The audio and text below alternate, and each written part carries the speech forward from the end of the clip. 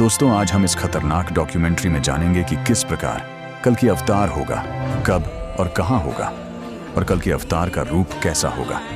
कल की युग के असली राक्षस कौन होंगे, धरती पर कैसा महाविनाश होगा, कल की अवतार के साथ और कौन कौन महान योद्धा होंगे, इस खतरनाक युद्ध के बाद कौन बचेगा और सतयुग की शुरुआत कैसे होगी।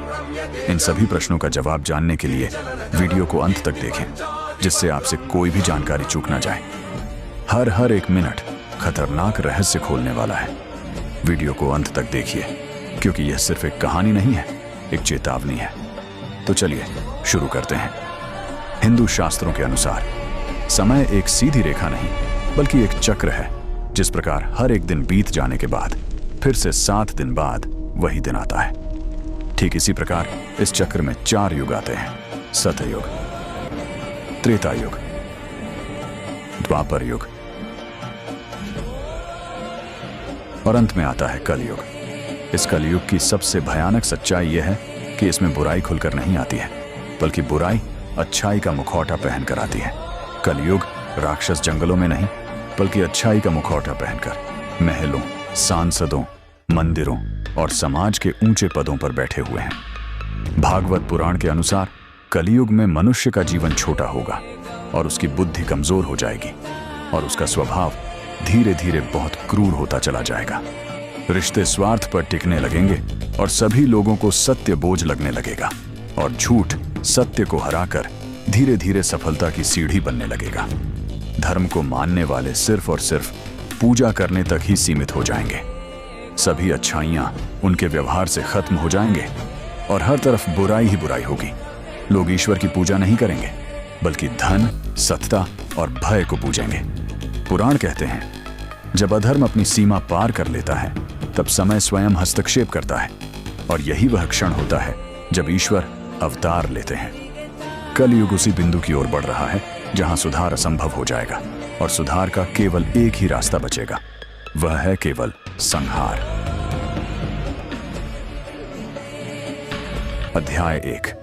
कल की अवतार कब और कहां होगा। पुराणों के अनुसार भगवान कलयुग के अंत में आएंगे। कलयुग की कुल अवधि 4,32,000 साल है, जिसमें से अभी बहुत कम समय बीता है। इसलिए कल की अवतार में अभी काफी समय, लगभग 4,27,000 साल शेष है। पुराण इसका उत्तर तारीखों में नहीं देते, क्योंकि ईश्वर समय के दास नहीं होते हैं, बल्कि समय ईश्वर के अधीन होता है। विष्णु पुराण कहता है, कल की अवतार तब होगा जब पृथ्वी पर धर्म का नाम लेने वाला कोई नहीं बचेगा, जब न्याय बिकने लगेगा और राजा डाकू बन जाएंगे, ब्राह्मण अपना ज्ञान छोड़ देंगे और गुरु शिष्य को भ्रमित करने लग जाएंगे, माता पिता बोझ समझे जाएंगे और स्त्रियां असुरक्षित हो जाएंगी और स्थिति बहुत ही भयानक हो जाएगी। तब समय स्वयं चिल्लाएगा और तब हमारे प्रभु श्री कल की अवतार का जन्म होगा। कल की अवतार किसी एक देश के लिए नहीं होगा, वह पूरी दुनिया के लिए होंगे। कल की अवतार का जन्म शंभल ग्राम में होगा और उनके पिता एक धर्मनिष्ठ ब्राह्मण विष्णु यशा होंगे और माता होंगी सुमति। अध्याय 2। कल की अवतार का रूप कैसा होगा। उनका रूप साधारण नहीं होगा। कहा जाता है, जब कल की जन्म लेंगे तो आकाश में अशुभ संकेत दिखेंगे। वो अपने प्रभु की प्रतीक्षा कर रही है।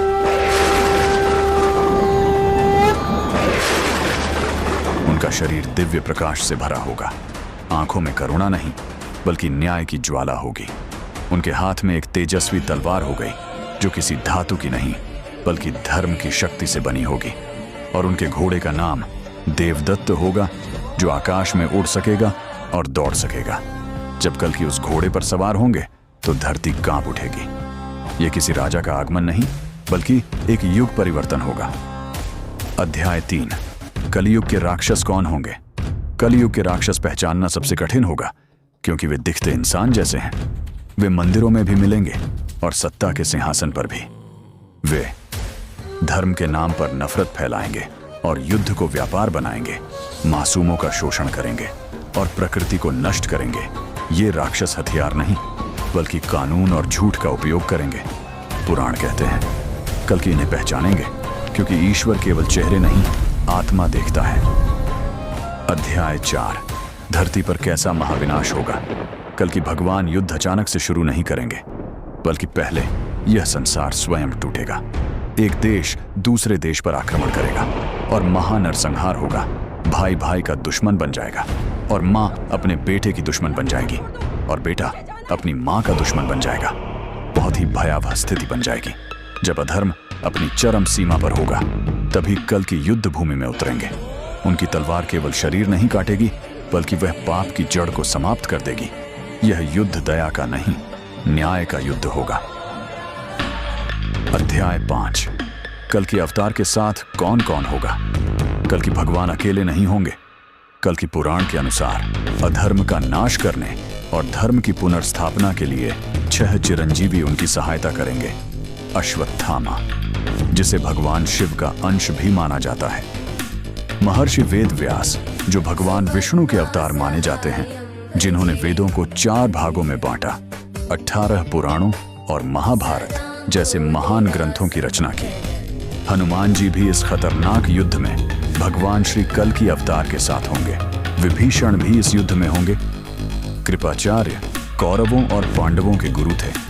7 चिरंजीवियों में से वे भी एक होंगे।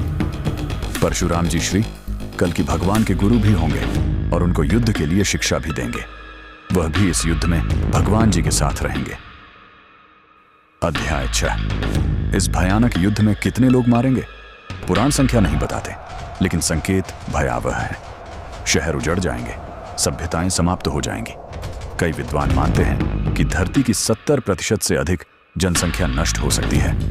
यह संहार नहीं, शुद्धिकरण होगा। सूरज 7 गुना गर्म हो जाएगा और नदियां सूख जाएंगी। धरती कांपेगी, समुद्र उबलने लगेंगे और यह सब संकेत होगा कि अब पुराना युग समाप्त हो रहा है। अध्याय 7। युद्ध के बाद नई दुनिया कैसी होगी जब युद्ध समाप्त होगा।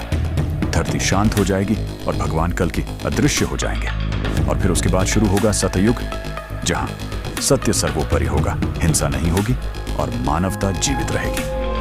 अध्याय 8। इस युद्ध के बाद कौन कौन बचेगा। इस युद्ध के बाद वही बचेंगे जो दयालु होंगे, जो सत्य के साथ होंगे, जो अधर्म से दूर होंगे। कल की अवतार डराने के लिए नहीं, चेतावनी देने के लिए है। यदि मनुष्य नहीं सुधरेगा तो ईश्वर को स्वयं आना पड़ेगा। अब प्रश्न यह नहीं है कि कल की कब आएंगे, प्रश्न यह है जब वे आएंगे आप किस तरफ होंगे। ऐसे ही सत्य पर आधारित वीडियो देखने के लिए हमारे चैनल को सब्सक्राइब करें और लाइक करें और वीडियो को शेयर करें और कमेंट करें कि आप किस टॉपिक पर अगला वीडियो देखना चाहते हैं। वीडियो पूरा देखने के लिए दिल से धन्यवाद।